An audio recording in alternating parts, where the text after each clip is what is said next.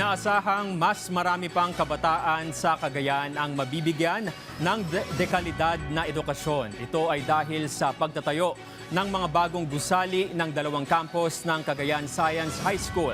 Si Dina Villacampa ng Radyo Pilipinas Tuguegarao sa sentro ng balita. Bakas ang tuwa sa mukha ng ilang magulang dito sa Tuaw, Cagayan dahil natupad na ang matagal nilang hiling na magkaroon ng Science High School para sa kanilang mga anak. Bibigyan pa sila ng mas advanced na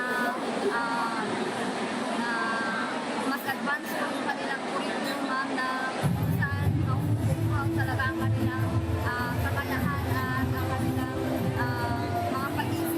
Lubos naman ang pasasalamat sa pamalaan ng pioneer students na sina Jareen at Kit Lee matapos makapasok sa Cagayan Science High School Tuaw Campus.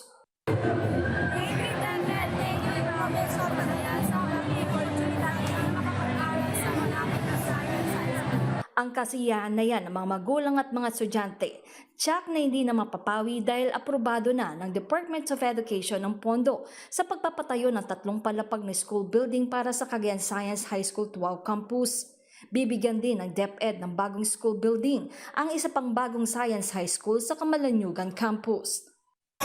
In the entire country, the prayer is only to have one Science High School.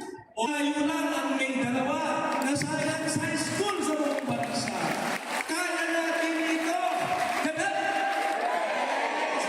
Bagamat may pondo na para sa pagpapatayo ng mga gusali sa dalawang campus ng Cagayan Science High School, nakaalalay pa rin ang provincial government at mga LGU sa DepEd para mapabilis ang pagkumpleto sa iba pang pasilidad dito. Sa katunayan, mismong si Vice Governor Manuel Mamba at isang private citizen ang nag-donate ng lote para sa Tuaw, habang si Cagayan Governor Edgar Aglipay naman ang nabigay ng lote sa pagtatayuan ng gusali sa Camalaniugan Campus.